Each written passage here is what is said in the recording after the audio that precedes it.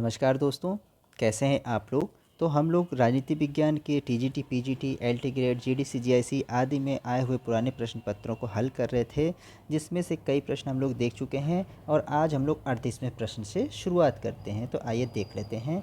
तो क्वेश्चन है, उत्तर व्यवहारवाद का आधारभूत लक्षण नहीं है। उत्तर व्यवहारवाद का लक्षण नहीं है।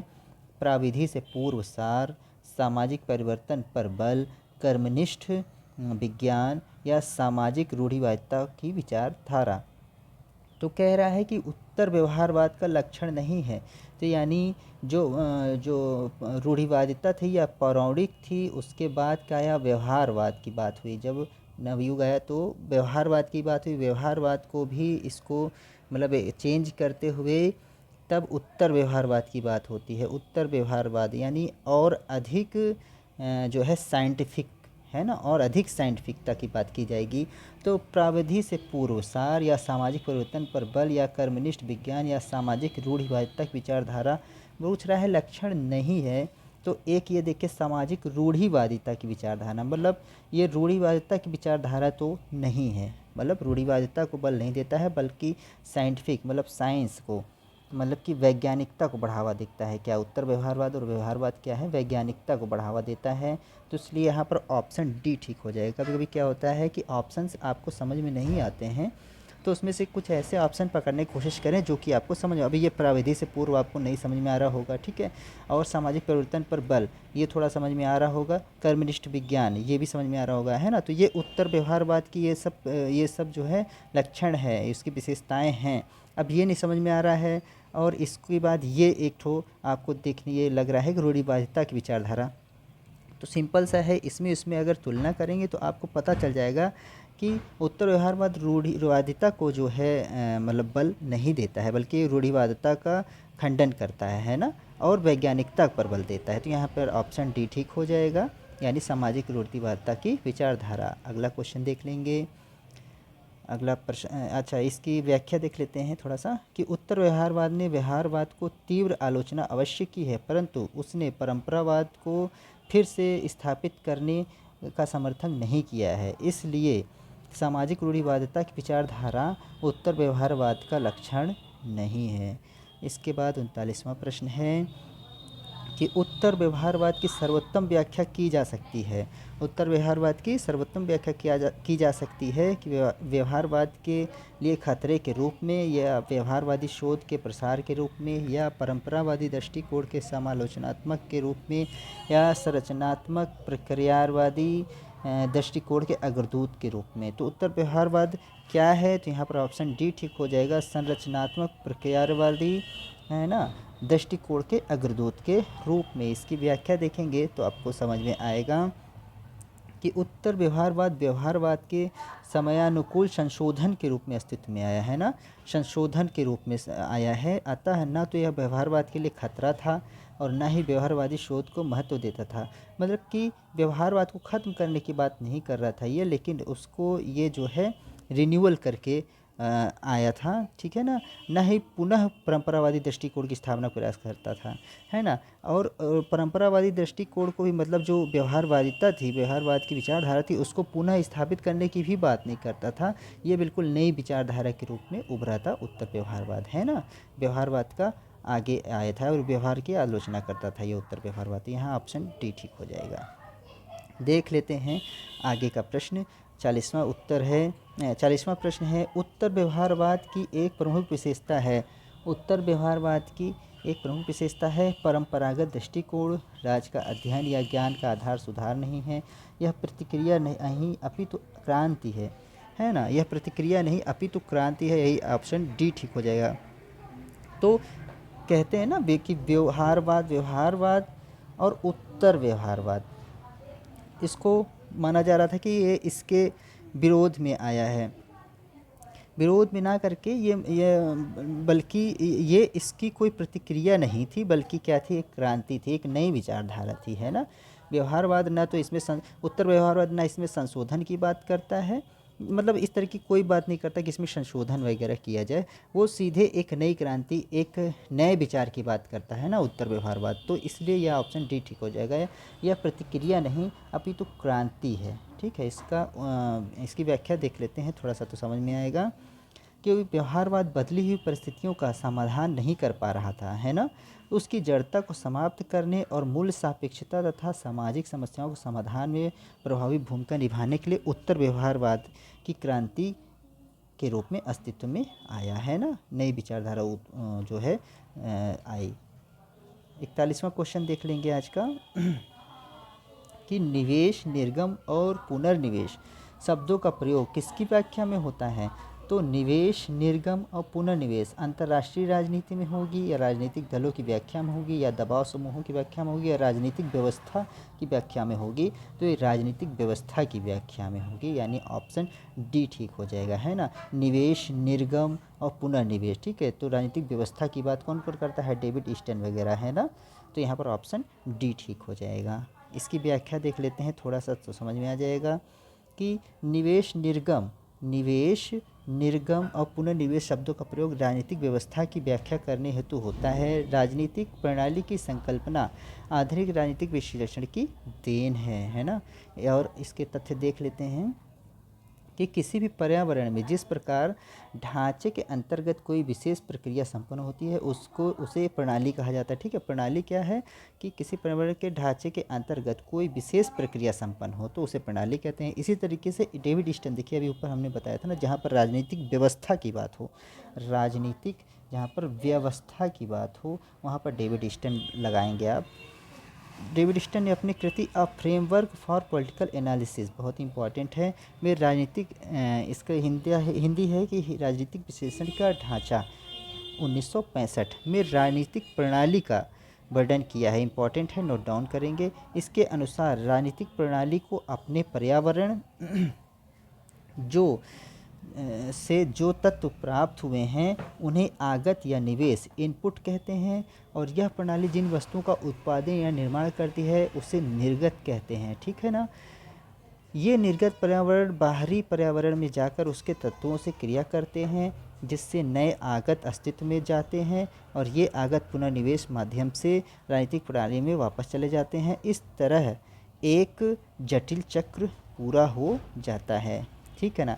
तो डेविड ईस्टन यहाँ पर राजनीतिक व्यवहार की राजनीतिक जो है रचना की बात करते हैं। ठीक ना, राजनीतिक व्यवस्था, जहाँ पर राजनीतिक व्यवस्था की बात हो वहाँ पर आप सीधे सीधे याद रखिएगा डेविड ईस्टन, है ना। ये अपना एक स्ट्रक्चर देते हैं, आगत निर्गत मॉडल जिसको बोला जाता है, इनपुट आउटपुट मॉडल। ठीक है, ये याद रखेंगे, ये आपको जब पढ़ाया जाएगा तो उसमें सारी चीज़ें आएंगी। फिलहाल के लिए इतना आप लोग याद रखें।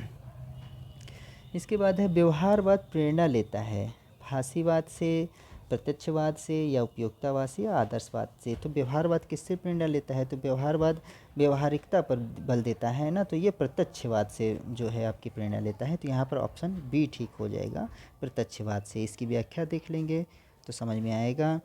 तो व्यवहारवाद प्रत्यक्षवाद से प्रेरणा लेता है।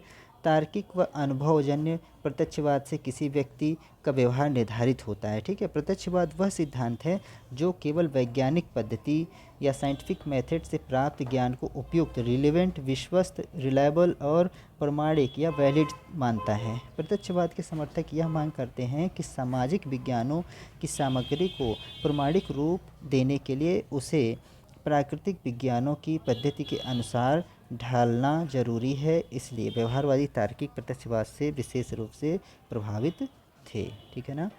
अगला प्रश्न देखेंगे। 43वां प्रश्न है आज का कि उत्तर व्यवहारवादी का श्रेष्ठ व्याख्या किसने की है। तो उत्तर व्यवहार की श्रेष्ठ व्याख्या किसने की है, तो हेराल्ड जेलास्की, लॉसवेल, या चार्ल्स बेल, या डेविड ईस्टन। पीछे कई क्वेश्चन हम लोग कर लिए हैं, तो ऑप्शन डी यहाँ पर डेविड ईस्टन हो जाएंगे। इसकी व्याख्या देख लेंगे थोड़ा सा तो और अच्छे से समझ में आएगा कि 20वीं शताब्दी के अंत में डेविड ईस्टन ने व्यवहारवाद की तत्कालिक प्रवृत्तियों पर प्रबल प्रहार किया और उत्तर व्यवहारवादी क्रांति का शंखनाद किया। मतलब उत्तर व्यवहारवाद के लिए क्रांति का जो है शुरुआत की। उत्तर व्यवहारवाद की दो प्रमुख मांगें थी, क्या कि प्रासंगिकता यानी कि रिलेवेंस किसी चीज़ का रिलेवेंस क्या है, ठीक है, उसका आधार क्या है, और कार्रवाई और एक्शन, ठीक है ना, किसी चीज़ का रिलेवेंस और एक्शन जो है उत्तर व्यवहारवाद की मांग थी, यानी डेविड ईस्टन की मांग थी। इसके बाद इसका विकास कैसे हुआ कि 1950 के दशक में व्यवहारवाद की वकालत करने वाले डेविड ईस्टन ने 1960 के दशक के अंत में व्यवहारवाद पर कड़ा प्रहार किया। पहले क्या था, ये व्यवहारवाद के समर्थक थे, कौन, डेविड ईस्टन, इसीलिए ना डेविड ईस्टन को व्यवहारवाद उत्तर व्यवहारवाद दोनों में माना जाता है। तो ये व्यवहारवाद की भी व्याख्या करते हैं और उत्तर व्यवहारवाद के क्रांति केतु जनक थे ही ये। तो व्यवहारवाद पर कड़ा प्रहार किया है। शुरुआत में ये इसकी वकालत करते थे, जबकि 1969 में अमेरिकन पॉलिटिकल साइंस एसोसिएशन के अध्यक्षीय भाषण के अंतर्गत डेविड ईस्टन ने राजनीति विज्ञान के व्यवहारवादी क्रांति को एक नया मोड़ देते हुए उत्तर व्यवहारवादी क्रांति की घोषणा कर दी। उसने कहा कि हमें अपनी पुरानी धारणाओं को आवश्यकता अनुसार उनमें संशोधन करके अपनाना चाहिए। ईस्टन के अनुसार राजनीति में शोध आवश्यक है, परंतु शोध में तकनीकी की अपेक्षा उद्देश्य पर अधिक ध्यान देना चाहिए तथा राजनीति का अध्ययन सामाजिक परिवर्तन पर केंद्रित होना चाहिए, ठीक है।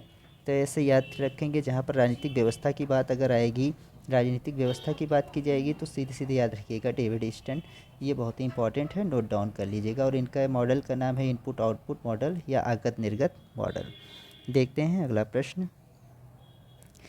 44वां क्वेश्चन है, उत्तर व्यवहारवाद वास्तव में एक क्रांति है जिसका श्रेय जाता है किसको, तो लॉसवेल को, एप्टर को, लुसियन पाई को या डेविड ईस्टन को। तो उत्तर व्यवहारवाद के क्रांति के जनक कौन है, तो डेविड ईस्टन है, यानी ऑप्शन डी यहाँ पर ठीक हो जाएगा। अगला प्रश्न देख लेते हैं। नेक्स्ट क्वेश्चन है कि फ्रैंकफर्ट स्कूल ने पूंजीवाद समाज की सांस्कृतिक आलोचना विशेषकर किस बात को लेकर की है। तो फ्रैंकफर्ट जो स्कूल था उसने पूंजीवाद के समाज की सांस्कृतिक आलोचना विशेषकर किसके लेकर की, तो तकनीकी प्रभुत्व, पूंजीवादी प्रभुत्व, मनोवैज्ञानिक प्रभुत्व या उपरोक्त में से कोई नहीं। तो फ्रैंकफर्ट स्कूल ने इस मनोवैज्ञानिक प्रभुत्व को लेकर के आलोचना की थी, यानी ऑप्शन सी ठीक हो जाएगा। इसकी व्याख्या देख लेते हैं तो आपको अच्छे से समझ में आएगा। फ्रैंकफर्ट स्कूल नव मार्क्सवादी दर्शन का वर्णन करता है, ठीक है ना। फ्रैंकफर्ट स्कूल क्या था, नव मार्क्सवादी दर्शन का वर्णन करता है, जिसे 1930 के दशक में जर्मनी में विकसित किया गया था। कहाँ पर, जर्मनी में विकसित किया था। हर्बर्ट मार्क्यूजे, एरिक फ्रॉम और यूजेन हैबरमास जैसे विचारकों ने पूंजीवादी समाज की आलोचना मनोवैज्ञानिक प्रभुत्व के आधार पर की थी। इन्होंने पूंजीवाद समाज की आलोचना कैसे की, मनोवैज्ञानिकता के आधार पर, है ना। कौन कौन, हर्बर्ट मार्क्यूजे, एरिक फ्रॉम और यूजेन हैबरमास। पूंजीवाद वर्तमान में शिक्षा, संस्कृति और उदार प्रणाली के आधार पर स्वयं को वैध बनाने का प्रयास कर रहा है, जिसका प्रभाव आर्थिक नहीं मनोवैज्ञानिक है। यानी कि ये मनोवैज्ञानिकता के आधार पर पूंजीवाद का जो है आलोचना करते हैं। कौन कौन, नव मार्क्सवादी, ठीक है ना। अगला देख लेते हैं क्वेश्चन। नेक्स्ट प्रश्न है, इनमें से किसने कहा कि राजनीति समाज में मूल्यों का आधिकारिक आवंटन है। कौन कहता है कि राजनीतिक समाज में मूल्यों का आधिकारिक आवंटन है। बहुत इंपॉर्टेंट है, टीजीटी पीजीटी आदि परीक्षाओं में बहुत ही इंपॉर्टेंस रखता है ये प्रश्न। तो ऑप्शन है A R Ball, David Easton, Gabriel Almond या लिपसेट। तो यहाँ पर सही हो जाएगा ऑप्शन बी, डेविड ईस्टन। याद रखिएगा, फैक्ट है, ये मूल्यों के आधिकारिक आवंटन की बात करते हैं ना, मूल्यों के आधिकारिक आवंटन की बात करते हैं। कौन, डेविड ईस्टन। इसकी व्याख्या देख लेंगे। तो 1908 में अमेरिका में व्यवहारवादी आंदोलन की शुरुआत होती है, ठीक है। 1908 से अमेरिका में व्यवहारवादी आंदोलन की शुरुआत होती है, जिसमें ईस्टन एक मुख्य व्यवहारवादी विचारक हैं। ईस्टन ने व्यवस्था सिद्धांत के माध्यम से कैसा, कौन सा सिद्धांत दिया था, व्यवस्था सिद्धांत के माध्यम से 1950 के दशक में अपने विचारों की व्याख्या की और इनके अनुसार मूल्यों के संपूर्ण समाज के लिए आवंटन होना चाहिए, है ना। मूल्यों के संपूर्ण समाज के लिए आवंटन होना चाहिए। यदि यह आवंटन विशेष वर्ग के लिए होता है, केवल विशेष वर्ग के लिए बात होती है, तो समाज में अशांति, अराजकता का वातावरण होगा और अतः समाज में व्यवस्था बनाए रखने के लिए ऐसे सिद्धांत परम आवश्यक हैं, है ना। यानी इनका आवंटन होना चाहिए। तो डेविड ईस्टन क्या कहते हैं, राजनीति विज्ञान समाज में मूल्यों का सत्तात्मक वितरण है, ठीक है। तो याद रखिएगा डेविड स्टन आगत निर्गत मॉडल देते हैं। ठीक है, राजनीतिक जहाँ व्यवस्था की बात हो, राजनीतिक व्यवस्था की बात हो, वहाँ पर डेविड स्टन। देख लेते हैं अगला प्रश्न। नेक्स्ट क्वेश्चन है, निम्नलिखित में से कौन सा समाज कल्याण का सही संरचना है? समाज कल्याण की बात कौन करेगा? तो व्यक्तिगत अधिकार नहीं, व्यक्तिगत अधिकार और सामाजिक हित के मध्य विभाज्य दीवार, ये भी नहीं। व्यक्ति लोक कल्याण के विरुद्ध किसी अधिकार का उपयोग नहीं कर सकता है, सामाजिक हित और कल्याण परंपराओं में आबद्ध है। तो यहाँ पर सबसे सही ऑप्शन सी लग रहा है कि व्यक्ति लोक कल्याण के विरुद्ध, मतलब समाज कल्याण की अगर जहाँ पर बात होगी तो लोक कल्याण के विरुद्ध किसी अधिकार का उपयोग नहीं कर सकता। यानी यहाँ पर लोक कल्याण मतलब सार्वजनिकता की बात की जाएगी, सार्वजनिकता की बात की जाएगी, सबके विकास की बात की जाएगी, है ना। तो यहाँ पर ऑप्शन ठीक सी ठीक हो जाएगा। अगला प्रश्न देख लेते हैं आज का, या इसकी व्याख्या देख लेंगे तो थोड़ा समझ में आएगा कि व्यक्ति के निरपेक्ष अधिकारों की संकल्पना को अस्वीकारते हुए, मतलब कि निरपेक्ष अधिकार मतलब उसके व्यक्तिगत अधिकारों को वो नकारता है और समाज कल्याण के सिद्धांत यानी लोक कल्याण के विरुद्ध किसी भी अधिकार को मान्यता नहीं देता है। कौन? ये लोक कल्याण है ना, समाज कल्याण का सिद्धांत जो है। भारतीय संविधान में भी मूल अधिकारों के साथ कुछ उपबंधों को जोड़कर समाज कल्याण की दृष्टि से निर्बंधन आरोपित किए गए हैं। अब मतलब कि हमारे जो मूल अधिकार है, जैसे अब हमको स्वतंत्रता है कि हमें कुछ भी करने का अधिकार है, ठीक है, हमें एक स्वतंत्रता मिली है कि हम अपने जीवन यापन के लिए कुछ भी कर सकते हैं, कुछ भी करने की छूट है, कोई भी कार्य करने की छूट है। अब कोई भी कार्य करने की छूट है का मतलब है कि मान लीजिए हम चोरी करने लगे हैं, ठीक है, हम अगर चोरी करने लगे, हम चोरी के माध्यम से अपना पैसा कमाते हैं, मतलब हम चोरी करने लगे, तो क्या सामाजिक दृष्टि से ठीक होगा या सर्जन के हिताय में होगा? तो ये गलत होगा। तो इसीलिए कह रहा है कि भारतीय संविधान ने भी मूल अधिकारों के साथ साथ कुछ उपबंधों को जोड़कर समाज कल्याण की दृष्टि से निर्बंधन आरोपित किया है ना। तो चोरी के लिए कानून बनाए गए हैं कि अगर आप चोरी करेंगे तो आपको दंड मिलेगा, है ना।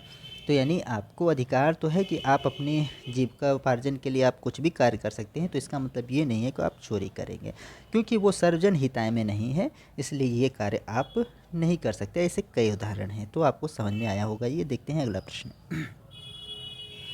नेक्स्ट क्वेश्चन है कि एक संतुष्ट सुअर या शुकर से एक असंतुष्ट सुकरात का जीवन श्रेयस्कर है, ऐसा कौन बोलता है? तो बेंथम का सुखवादी से ये संबंधित है, या जीएस मिल के व्यक्तिवाद से संबंधित है, या अधिकतम हित के उपयोगिता के दर्शन से संबंधित है, या अधिकतम लोगों के गणतंत्रवादी संख्या से संबंधित है? तो ये जेएस मिल के व्यक्तिवाद से संबंधित है, यानी ऑप्शन बी ठीक हो जाएगा। इसकी व्याख्या देख लेंगे तो समझ में आ जाएगा कि उपयोगितावाद के जनक बेंथम को माना जाता है ना, बेंथम है। उसका दावा है कि राजा को उपयोगिता को ध्यान में रखते हुए अधिकतम लोगों के अधिकतम हित का कार्य करना चाहिए, है ना। राज्य की उपयोगिता को ध्यान में रखते हुए अधिकतम लोगों के अधिकतम हित का कार्य करना चाहिए। इन्होंने उपयोगिता का महत्व परिणाम के आधार पर बताया, अर्थात यदि कविता पढ़ने और कंचा खेलने के समान आनंद आता है तो दोनों में कोई अंतर नहीं है, यानी कविता पढ़ने और कंचा खेलने में कोई समान आनंद आए तो उसमें कोई अंतर नहीं होता है। तो जेएस मिल इसका खंडन करते हैं। जेएस मिल कहते हैं कि इसमें गुणात्मक भेद का स्पष्ट किया गया है। कहता है कि एक संतुष्ट सुअर और असंतुष्ट सुकरात का जीवन अच्छा है, मतलब एक संतुष्ट सुअर से कि जो है एक असंतुष्ट सुकरात का जीवन अच्छा होता है, ठीक है ना। और जबकि वो कहता है कि कविता पाठ करिए, कौन? बेंथम कहता है कविता पाठ करें या कंचा खेलें, उससे जो आनंद प्राप्त होता है वो दोनों एक ही है। जबकि मिल इसका खंडन करते हैं और मिल कहते हैं कि अगर एक संतुष्ट सुअर है और जहाँ पर एक असंतुष्ट सुकरात है, तो वहाँ पर असंतुष्ट सुकरात का जीवन अच्छा होगा, न कि संतुष्ट सुअर का जीवन अच्छा होगा, ठीक है। तो वो उसकी आलोचना करते हुए, बेंथम की आलोचना करते हुए मिल कहते हैं। इस प्रकार मिल तत्कालीन परिणाम के साथ साथ उसके दीर्घकालिक गुणात्मक महत्व पर ध्यान देता है। देख लेते हैं आज का अगला और आखिरी प्रश्न। अगला प्रश्न है कि किसका विश्वास था कि व्यक्ति अपने पिता की मृत्यु को भूल सकता है परंतु उसकी संपत्ति की हानि को नहीं भूल सकता है? बहुत ही इम्पॉर्टेंट है, कई बार पूछा जाता है। तो ये बोलते हैं मैकियावेली, बूंदा, या हॉब्स, या लॉक। तो यहाँ पर ऑप्शन ए ठीक हो जाएगा। मैकियावेली कहते हैं कि व्यक्ति जो है अपने पिता की मृत्यु तो भूल सकता है, परंतु उसकी संपत्ति की हानि को कभी नहीं भूलता है ना। तो इसकी व्याख्या देख लेंगे। तो इनकी एक बुक होती है द प्रिंस, जिसमें वो जो है ये बात बोलते हैं। तो क्या कहते हैं कि मैकियावेली ने अपनी प्रसिद्ध पुस्तक प्रिंस में शासक को किसी भी नागरिक की संपत्ति छीनने का स्पष्ट विरोध किया है ना।